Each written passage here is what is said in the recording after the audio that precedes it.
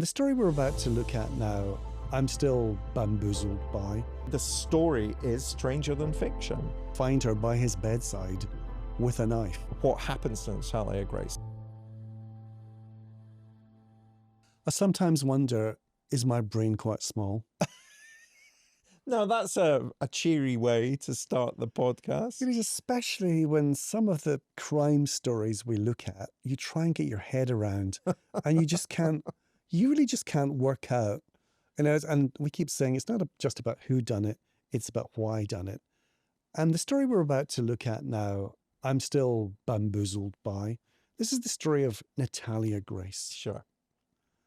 And it is so many twists and turns. More than a Highlands B road. Even to this day, it's still, really? And I think you can end, hopefully we'll give people more of an insight into it. But I guarantee in 20 minutes' time, when we've finished talking, you probably still won't know what the true story is. Do you think? Well, I'm more hopeful than you. I think I do know what the true story is. Well, set it up for us then. Set it up. Well, so this is a story. And if you're into true crime, I know you are into true crime, but our listeners will probably be real true crime fans.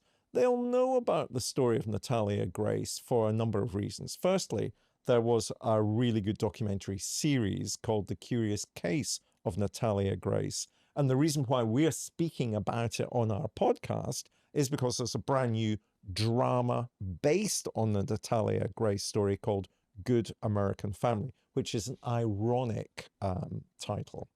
And basically, the story is stranger than fiction because, and actually, I think that's important to keep at the back of your mind, the idea of fiction and what is true and what is made up, because so much of fiction is going to intersect in relation to what happens to Natalia Grace, who's born in 2003, or was she? She's born in 2003 in Ukraine.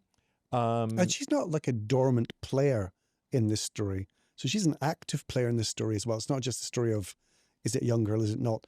She also plays a part in this. And there are some people who, to this day, would still distrust what Natalia Grace says. And I think the reasons why they distrust her are interesting, because I think they relate a lot to the prejudice that exists about people who are Eastern European or people who have dwarfism. Because Natalia Grace is a little girl that was born in Ukraine in 2003. She's born with a rare form of dwarfism, same form of dwarfism that Warwick Davis, the actor, British actor, has.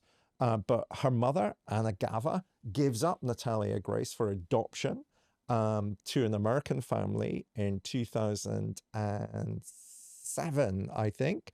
That family, the Ciccone family, bring Natalia Grace to the United States. And she's 6 years old by then. She's 6 or 7, yeah. And she's very quickly given up for adoption again within the United States. And that's when Christine and Michael Barnett become involved in the story of Natalia Grace. Now, they're experienced foster parents, and they have boys of their own. Yeah. But they were trying for another child. I presume they wanted a girl. I don't know, but I presume. But they had difficulties about it. And they were contacted out of the blue by, so they say, by an adoption agency saying, are you interested in this girl? Yeah, that's it. That is their claim. Now, that's weird as well, isn't it? That is their claim. The adoption agency has denied some of the things that have been said about how the Barnetts came to be offered the opportunity to adopt Natalia Grace. But before we come on to that, you gave Michael Barnett some airtime on this morning, didn't you? Yes. I mean, at the end of the story, they were accused and charged with offences. He wanted to come and clear his name. He and his wife had split up by that point.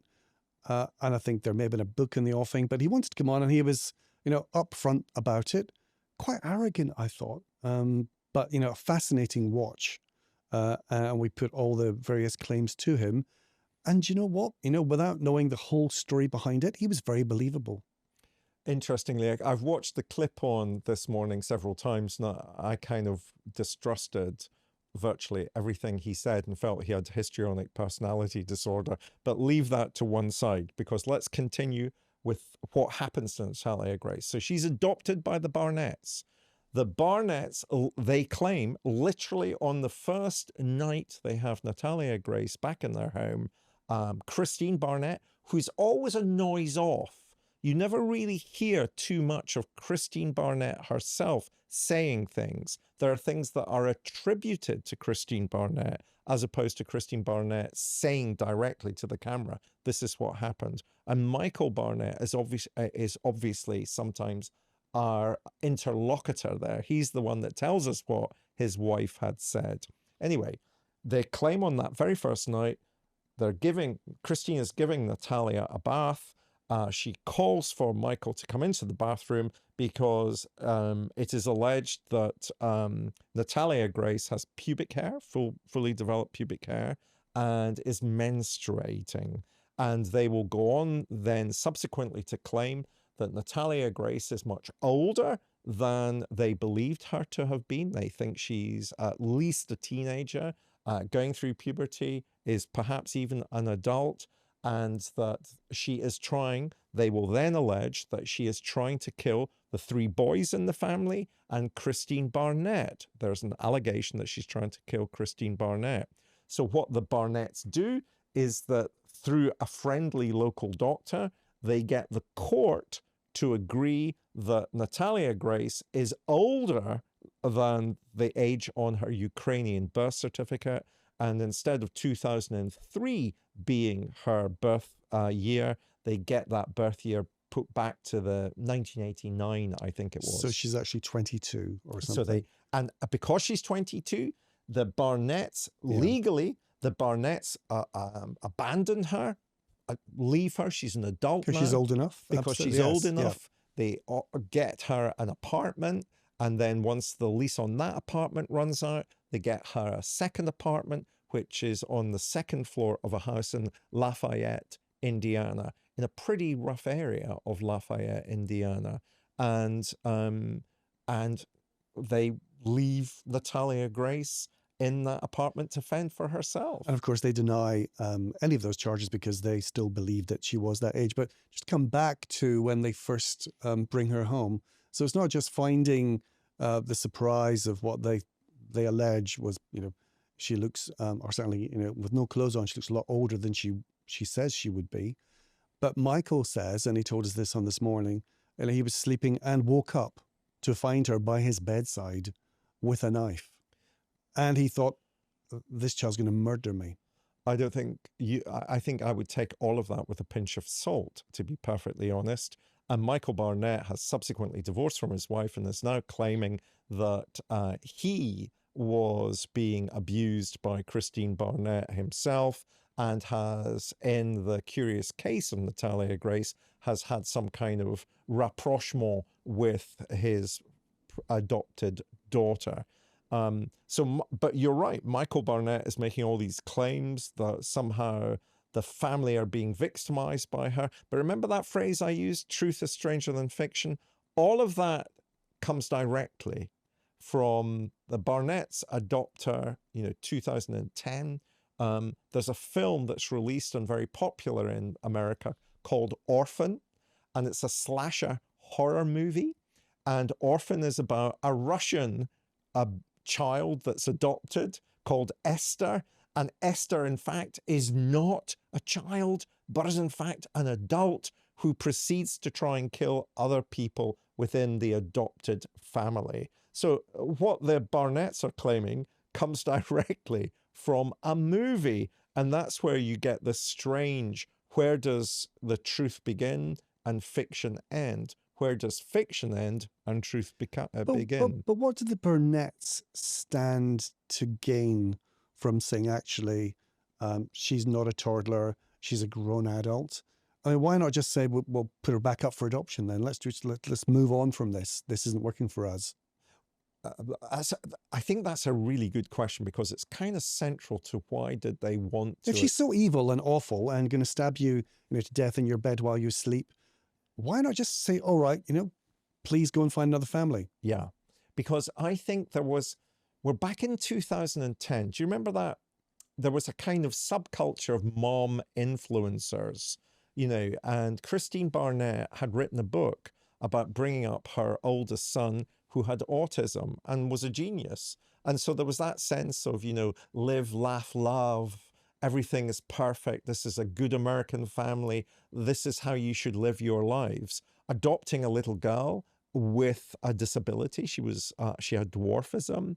Adopting a little girl was meant to add to the kind of luster of that mum influencer, that sense in which they are a perfect family who are doing good for others as well as themselves. Good American family. And so that's the irony in the title of the drama. And I think that was why they ultimately adopted her. And I think it's why they wanted to give her up, because she wasn't adding to the luster of the family. And also, there had been cracks in that family long before the adoption of Natalia Grace. And those cracks were becoming wider and wider until eventually Michael and Christine Barnett separate. But the interesting thing is, Natalia Grace is then taken up by another family who take her under her wing. Now, funnily enough, you mentioned the kind of the genius child that they had. The child, who's only 14, I understand the boy, gets into university at 14, but it's in Canada. And so that's when the family move to they give up everything. They sell all their belongings. They go to Canada with the boy, who's the genius, going to university. And that's when Natalia Grace, she's 22, she can look after herself. That's when they put her, find a place for her to stay while they move on. And so that would be the reason why they're accused of child abuse, or it might be if she was a young child. And indeed, the social services in America do become involved with Natalia Grace. But isn't it several courts? Is it 3? And this is what he said to us this morning. Michael said they went to law 3 times, and 3 times a court agreed that this was a child of a different age. And it was a grown woman. And they were able to do that because they got their family doctor to say that Natalia Grace was older than her Ukrainian birth certificate. And how would the doctor know? Well, he didn't know. He simply accepted their word that she was older than she appeared to be. It's who has a voice in this story often, though, Martin, isn't it? And the Barnetts had a voice. The Barnetts had social capital. The Barnetts knew how to use the systems that existed to get their own way. Natalia Grace didn't have a voice. She didn't know the systems. She was a child. But Michael Barnett and Christine Barnett are ultimately going to be taken to court. Michael Barnett first. And he was charged as a result of what happens to Natalia Grace in Lafayette, Indiana. He's charged with abandonment, not of a minor, but abandonment because of the dwarfism that Natalia Grace suffers from.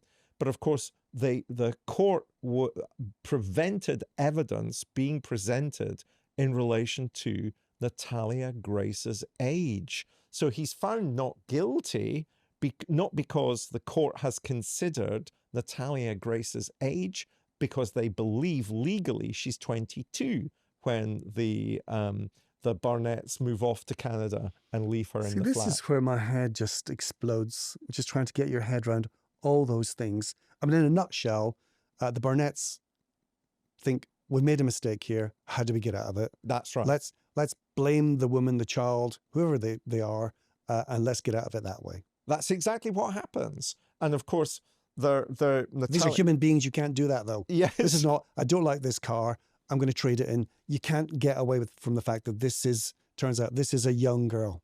Well, the Barnetts did get away with it for a significant period of time.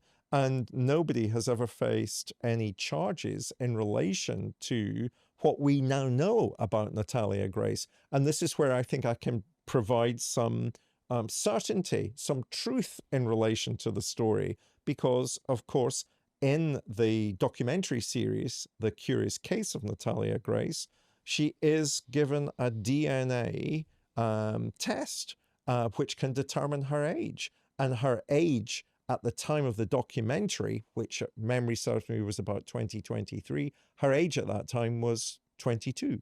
So she was indeed a child of about 8 when the Barnetts abandoned her in a second floor flat in Lafayette, Indiana.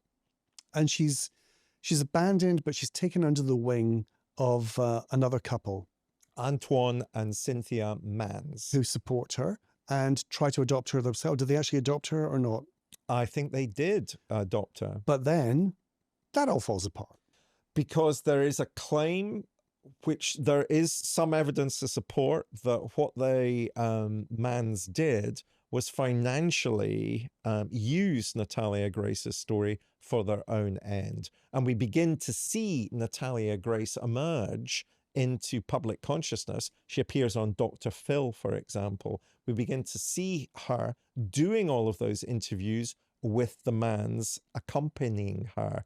And there's a sense in which, was she being used by them? She's subsequently been, no longer lives with the Mans and is with another family called the DePauls. So, who I think are little people like her. Are also little people. And yes. They used the word, I thought astonishing, they used the word, she escaped from this kind of adoptive family to go and be with them. She's now in New York with them, the other little people family.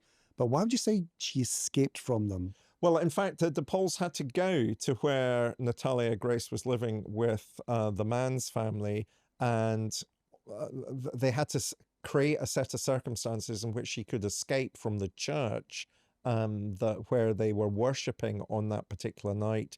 And Natalia Grace leaves the church while her adopted family are praying and worshipping, and gets into a car with the DePauls. So that's the escape element of that story. And again, there are claim and counterclaim in relation to that. But what can be stated absolutely with certainty is that Natalia Grace was born in 2003 and not in 1989. She did come to the United States when she was a young child, and the Barnetts abandoned her to go off to Canada, where their son was going to go to university, when she was 8 years old. And so, again, at the end of the day, you just have to accept that she was just incredibly lucky twice in terms of running into the Barnetts and then being adopted for a second time by this other family, religious family. So basically, she was a double whammy of bad luck. Yeah. And again, if we return to The Truth is Stranger Than Fiction, The Orphan, the movie I mentioned, which has got, horror and slasher connotations to how the drama is presented, was in itself based on the true story of the Czechoslovakian woman called Barbara Skrylova, who pretended to be a 13-year-old boy, but in fact, she was a 33-year-old woman. And that's going to, that was what initially attracted the writers to the movie Orphan. So this is a kind of meta story. There's a story within a story within a story. And even the drama on Disney has something called, I love movies, has a Rashomon effect. The story, in other words, in the Disney series about Natalia Grace is presented from multiple perspectives. So it's presented from the case of the mother, the case of the father. And so who's actually telling the truth? Who is the reliable narrator? And even within the Rashomon effect, the Disney series will use lots of Dutch angles, which are, typical of horror movie. So that keeps this vibe going about, is this true? Can we believe this? And of course, the person at the heart of all this, the person that we know something definitively about, is Natalia Grace. She was a child when she came to the United States. And is the lesson to be learned from all of this is that the adoption process, that certainly in this country, and no doubt in America as well properly, takes a long, long time because people want to make sure every box is ticked and every T is crossed and I dotted. to make sure, you're the right family, you're a match. We know who the child is. We know the child's background. And so this kind of thing couldn't happen anywhere else, or could it?